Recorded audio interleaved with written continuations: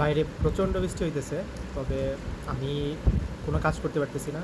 So তার জন্য ভিডিওগুলি রেকর্ড করতেছি। আসলে আসলে যখন ভিডিওগুলি কোনো না কোনো কাজে আসুক, এটা আমি চাই। সো সেটা হচ্ছে, আমরা অনেকেই কথা বলার চেষ্টা করি, যেটা অনেকেই পারি না।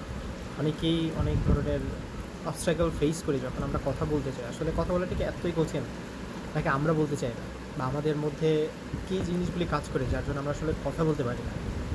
সো এটার এটা আমার পার্সপেক্টিভ থেকে কিছু আইডিয়া আপনাদেরকে দিই যে আসলে আপনারা কীভাবে কথা বলতে পারেন সবার সামনে ফ্লুয়েন্টলি।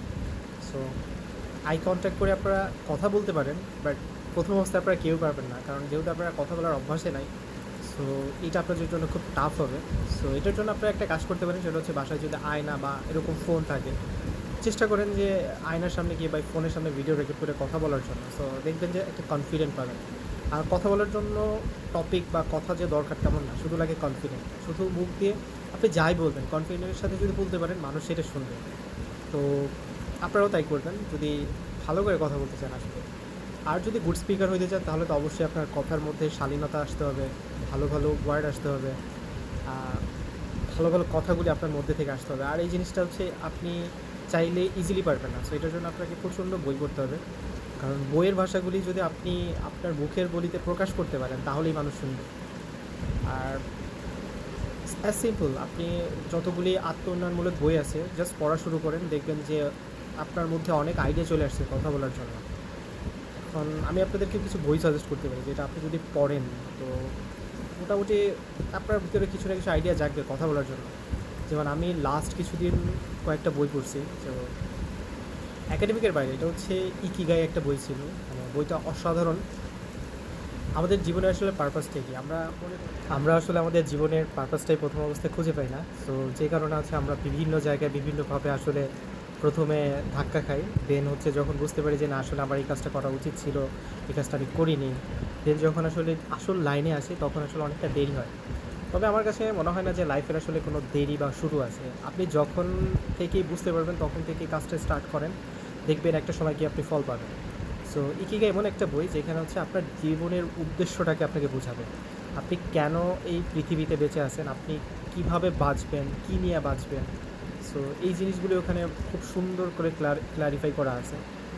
আর কিছু কালচারের আপনি একটা টেস্ট পাবেন ওইখানে, যে জাপানিজ মানুষ আসলে কেন লং টাইম কাজ করে, তারা আসলে এরকম কাজ করার যে মন মানসিকতা, এটা কীভাবে তৈরি করছে। সো আমি এটা থেকে ভালো একটা জিনিস বুঝতে পারতেছি যে আমরা বাংলাদেশ থেকে কত কিছুই না মনে করি যে জাপানিজ খুব হার্ডওয়ার্কের কান্ট্রি। তারা ওয়ান ডে যেভাবে রিপোর্টগুলি আসে যে আসলে জাপানে মানুষ সংকট বা হ্যান ত্যান যে জিনিসগুলি আসে না কেন, কতটুকু সত্যি। মানুষ কিন্তু এখানে তাদের ভালোবেসে কাজগুলি করতেছে, তারা তাদের নেশনকে একটা পর্যায়ে নিয়ে যেতেছে। সো আমরা এখান থেকে যতটা যা মনে করি, আসলে জাপান অতটা না, তারা আমাদের থেকে মোর ডেভেলপ কান্ট্রি। অ্যান্ড তাদের লাইফস্টাইল, তাদের কালচার আমাদের থেকে অনেক রিচ। সো যখন এই বইটা পড়বেন, তখন একটু আইডিয়া পাবেন। সো যাই হোক, আরও কিছুর বই কথা যদি বলি, সেটা হচ্ছে মাইন্ডসেট একটা বই আছে। তো আপনারা এটাও পড়তে পারেন, যে আসলে আমাদের এক একজনের মাইন্ডসেট এক এক রকম হয়। একজনের জাস্ট মাইন্ডসেটের বিবেচনায় আপনি আরেকজনকে জাজ করতে পারবেন না। কারণ আমি আপনার কাছে খারাপ বলতে পারি, কিন্তু আপনি আসলে আমার পার্সপেক্টিভে খারাপ, আপনি অন্যের পার্সপেক্টিভে খারাপ না। সো আপনার মধ্যে কিছু গুড কোয়ালিটিস আছে যেটা আমি দেখতে পাইনি, যে কারণে আমি আপনাকে খারাপ বলছি। সো এক একজনের মাইন্ডসেট থেকে এক এক রকমের পারসেপশন ক্রিয়েট হয়। বাট আমি মনে করি যে এইটা আসলে বেশি ফোকাস দেওয়া উচিত। প্রত্যেকটা মানুষের ইউনিক আইডিয়া আছে, তারা মানুষকে জাজ করে তাদের এক্সপিরিয়েন্স, তাদের বিহেভিয়ার, তাদের কালচার। সো অনেকগুলি ফ্যাক্টর এখানে কাজ করে। সো আমার মনে হয় যে আপনারা যখন মাইন্ডসেট বইটা পড়বেন, তখন এক একজনের মাইন্ড কীভাবে কাজ করে বা তাদের মাইন্ডসেটটা আসলে কী এক্স্যাক্টলি, সো এই জিনিসটা বুঝতে পারবেন। আর one of the best recommended book হচ্ছে বি স্মার্ট উইথ মোহাম্মদ। এটা হচ্ছে আমাদের হযরত মুহাম্মদ সাল্লাল্লাহু আলাইহি সাল্লামের জীবনী থেকে নেওয়া।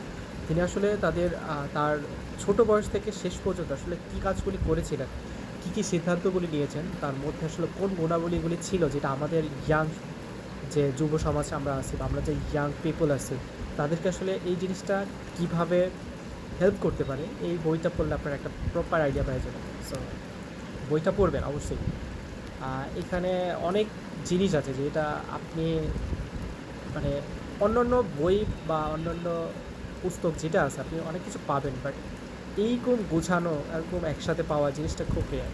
বাট বইটা অনেক চমৎকার একটা বই। আমি যদি আপনাকে একটু আইডিয়া দিই, এখানে আসলে আপনি দেখতে পারবেন যে আমাদের নবী করিম সাল্লাল্লাহু আলাইহি সাল্লাম ছোটোবেলা থেকে কীভাবে বড় হয়েছেন, তিনি কোন গুণাবলীগুলি নিজের মধ্যে রেখেছেন, কোন জিনিসগুলি মানুষকে আসলে শিখিয়েছেন, কোন জিনিসগুলি তিনি মানুষকে বোঝাইতে চাইছেন, এই জিনিসগুলি আপনি ইজিলি এখান থেকে দেখতে পারবেন। সো অবশ্যই পড়বেন, এটা হলে হাইলি রেকমেন্ডেড একটা বই। এই বইগুলি পড়লে আপনার মধ্যে একটা কনফিডেন্ট তো অবশ্যই আসবে, দেন আপনি আস্তে আস্তে করে কথা বলা শুরু করেন, ইনশাল্লাহ পারবেন। Thank you for watching this video.